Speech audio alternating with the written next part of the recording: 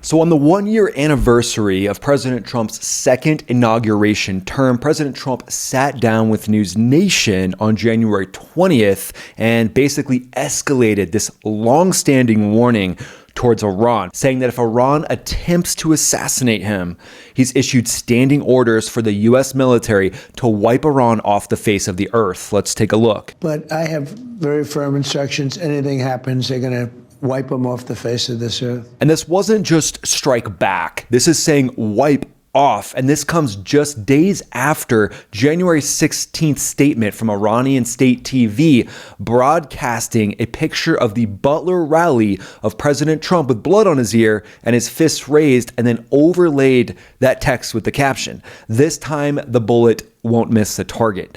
So again, the rhetoric is stepping up, and to me, it feels like the entire world has an Iranian hangover at this point. Oh, my life. One more time, guys. Oh, Lord. And then it gets even worse. Well, or in Iran's opinion, they think it gets better.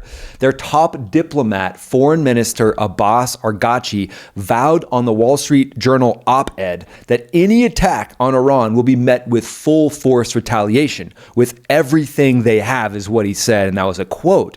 He said, "No restraint like what they had before," where they basically got everything handed to them and they totally denied it. Meanwhile, January 21st, there is an announcement, breaking news on the 21st, so as of yesterday, of Israel's defense establishment raising alert levels ahead of possible U.S. strikes. And then adding fuel to that fire, I'm getting reports right now that Iran was using, and may still be using, likely still is using, advanced Russian-supplied electronic warfare technology to jam Starlink satellite internet. They did it during the protests when they were raging. Supposedly they're still going on. And Iran is just like, hey, yeah, nothing's happening over here. Meanwhile, they're using Russian supplied technology to jam all the Starlink signals so that the protesters can't organize. They're trying to silence protesters, and this is all a part of their brutal domestic crackdown that we've seen play out over the last few weeks. So I'll break down that full system, how it's being used, how it can be countered at the end of the video, so stay for the end of that. But at this point, with another red line, we're in a dangerously personal standoff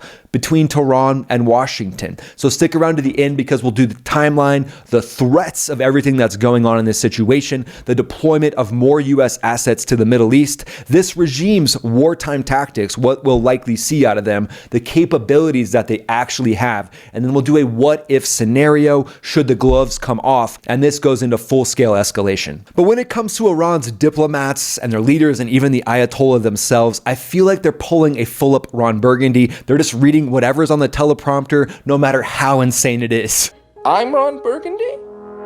So let's start with, what does it really mean with President Trump saying wipe off the face of the earth? What does that warning really dictate from a military perspective? Well, obviously U.S. conventional dominance is overwhelming to Iran. They really can't hold a match to U.S. air power, U.S. special operations, or basically any aspect of the U.S. military from a conventional standpoint. But let's break down what some of the opening waves could be versus Iran. So right now there is a supercarrier, the USS Abraham Lincoln, making its way to the Middle East. So when you get a supercarrier in the region and that carrier strike group, it comes with a ton of different options. And as the commander-in-chief, they're really weighing, where is my carrier asset? Where is that naval projection of air power? That's essentially the first thing that presidents are going to ask for. And then right next to that is the B-2. I look at those as both strategic weapons that can be used at a moment's notice if they're in the right position for the carrier, and the B-2 can launch that mission right from Whiteman Air Force Base, basically at any point that the president gives that gladiator thumbs up. And at that point, all bets are off from Tehran, and the rhetoric will be met with actual action. So those B-2s, the options, launch them directly from Whiteman Air Force Base in Missouri, or a forward staged operation out of Diego Garcia, over a 6,000 nautical mile range on those B-2s, completely unrefueled. So when I look at the options on the table for wiping Iran off the face of the earth, or even targeted strikes. If this moves to more of a targeted take out the Ayatollah and the inner circle, those are two really great options for any commander-in-chief. And at this point, the B-2 kind of leads the pack. I mean, 6,000 nautical mile unrefueled range. It hauls 30,000-pound massive ordnance penetrator weapons if it needs to. So if they need to burrow down into hardened sites, so let's say the Ayatollah gets cute and goes into a very hardened deep bunker, likely going to be touched in the actual cavern itself by those massive ordnance penetrator bombs.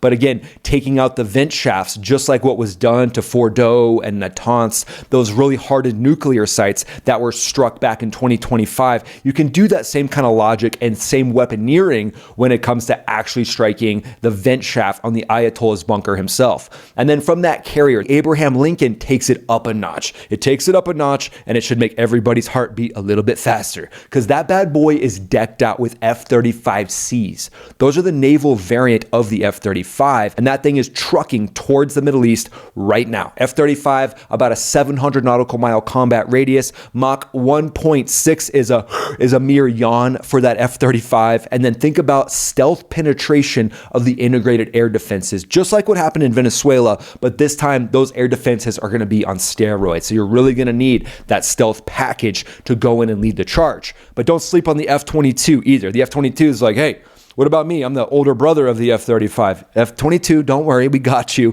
Those would likely launch out of Al Udeid, and they would provide total air superiority throughout the entire region, with those things being able to also do electronic attack and strike down any of the IAD systems with its electronic attack capability. And then you team those stealth fighters up with the RQ-4 Global Hawk, and now you have persistent ISR, intelligence, surveillance, and reconnaissance. And so now you have this blanket of air power that's now teamed up with submarines, destroyers, the carrier, and the air power blasting off of that. You can launch hundreds of Tomahawk Block 5s with a 1,000 nautical mile range that also have a loitering capability. I mean, if it wasn't cool enough to blast off these Tomahawks, now you've got a loitering capability where these Tomahawks can go up and wait for taskings, likely even being able to be tasked by the F-35s or the F-22s from inside their cockpit, teaming up with Link 16 to get everybody on the same page. So what this means, what does all this mean? I'm glad you asked. Well, basically, this means a rapid decapitation of the leadership in Iran. And IRGC nodes would basically go bye-bye. See you, little IRGC nodes. Those are the Iran Revolutionary Guard Corps that is there to just protect the Ayatollah and keep the Ayatollah in power. But again, air defenses and IRGC nodes and headquarters would likely be taken out in the first wave of those Tomahawks, and then surgically using that scalpel of the B-2 to go ahead and root out the Ayatollah himself is definitely an option. So the actual weapons themselves, well, when it comes to the B-2, precision is what's going to dominate. So that B-2 is going to have the ability to, again, drop that MOP, that max ordnance penetrator, which is massive. That might be a little bit overkill. That might be like bringing a Gatling gun to a knife fight. But at this point, shock and awe will probably reign because of the response that we'll get to here in a second of what Iran is going to do. But the F-35s could also launch AGM-158 JASSM ERs.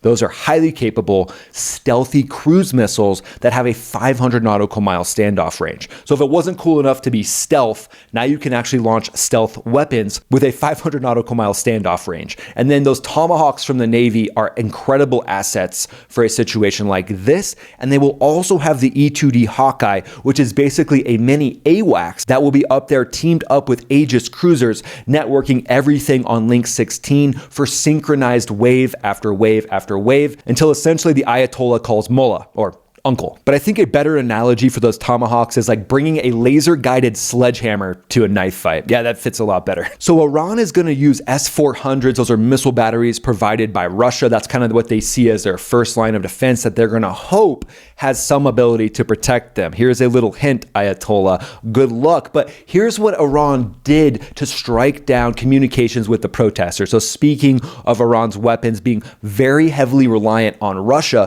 one of the regime's dirtiest moves during this protest crackdown, I mean, besides killing thousands of people, I mean, that's just straight up dark, but they deployed advanced electronic warfare systems to disrupt Starlink, the satellite internet lifeline that protesters were using to try to bypass total blackouts and get footage to the rest of the world about what the regime was actually doing. Reports from multiple sources are talking about Iran's confirmation of using military-grade jammers called the Krasukha-4 to target Starlink terminals nationwide. The Krasukha-4 is a truck-mounted mobile electronic warfare beast in Russia's mind. Think about a massive truck that has rotating antennas that flood whatever target they're trying to go for with frequencies and high-powered noise. It operates in the X and the KU bands, and supposedly it was used and was somewhat effective and is being used right now to overlap Starlink's KU band downlink, so 10.7 to 12.7 gigahertz, and they're uplinked 14 to 14.5 gigahertz with an effective jamming radius of up to 300 kilometers. This thing is just spitting out lots of electronic noise, and we called it spoofing is another thing that these things can do. They can really disrupt electronic signals. It can overwhelm user terminals by drowning out satellite signals with noise. Noise is something that even fighter jets try to do to each other to try to distract, and that causes a loss of 30 to 80% of the capability of that signal, or even permanently frying sensitive electronics if it's focused intensely. Iran also has its own variant of this called the Cobra V8, and they say it has similar capabilities. Again, electronic warfare is totally on the table for the Iranian regime right now. That was primarily designed to blind airborne radars and satellites in military scenarios, and Russia has used this over and over again in Ukraine. The Iranian regime supposedly repurposed it for domestic use to jam those Starlink signals and GPS, plus direct interference on communications bands. This has degraded connections severely, especially in the urban areas of Iran, making video uploads painful or even impossible, so it basically conceals the dirty work of what the regime is doing. SpaceX has pushed firmware updates that allow terminals to triangulate position via multiple satellites instead of GPS, hopefully bypassing that jamming. This is a section I like to call 4D chess, and it's just fun to say 4D chess, but Iran's regime is hemorrhaging legitimacy by killing their own people and then using these electronic warfare jamming systems to silence internal voices. But President Trump's deterrence is textbook right now. He is basically telling the Iranian regime, if you make the wrong move, we are going to take you out. Now, obviously, at this point, there hasn't been any military action, but it looks to me like this is escalating by the hour. And what will Iran do? So Iran, again, they know that they can't take on the US in a conventional way. So likely they're going to lean on Hezbollah and Houthis that could start to ignite conflicts around the globe. If they can do that, start to ignite other conflicts in other areas, they think it'll take the spotlight off of them. So I wouldn't be surprised if action doesn't happen here in the next few weeks, if we start to see Iran's proxy armies start to get a little bit too big for their britches. But miscalculation is definitely a factor here. Either side misreads what's going on. This could really lead to a full-scale war. And that's probably a war that Iran doesn't really want, so they're having a lot more bark. Even though they know their bite can't quite keep up with that, they're still going to keep the bark going, and they're probably going to make it even louder. So let's talk about a hypothetical situation of what could go down if the US intel apparatus confirms that there is an active IRGC assassination plot against President Trump. Let's say they have assets in place and this is imminent. The Secret Service would be focused on making sure President Trump stays safe, but with a validated threat, and the standing orders, action would likely take place. So night one, what I could see happening is B-2s launching. They would be refueling over the mid-Atlantic. They would do an ingress over the Gulf. And then Virginia-class submarines would pop up close enough to the surface to launch their Tomahawks, and they would release a salvo of over 80 Tomahawks at IRGC headquarters and at Tehran's radars. And then you have the F-35C that could blast off of the USS Abraham Lincoln and ripple off JASSM ERs at the different sites for the IRGC and likely at the Ayatollah himself. Because at this point, the hangover that the world has gotten from Iran would come to a head. Iran's going to retaliate right away. They're going to launch ballistic missiles at bases in Iraq and Qatar. Most of those would be downed by THAADs and Patriots, but there might be some impacts. And then those protests would likely come back to a level that we haven't seen before. Without any electronic warfare being enacted on the population, the protests rolling into full steam, and then potentially the exiled crown prince coming in and taking the seat of power in Iran. This is a powder keg of epic proportions. It's literally the razor's thin edge that we're on today. This is wild times, with Iran basically doing direct taunts to the president of the United States. Do you think we'll see an all-out conflict here in the next few weeks or next few days? Let me know in the comments below. Would love to hear what you think. And then follow me on X, follow me on Instagram. I'm posting there pretty much every day. We'll see you on the next video that pops up right here. That's basically the best compliment you can give me, is just click on one of these videos right here. This is Ryan, also known as Max Afterburner, signing off.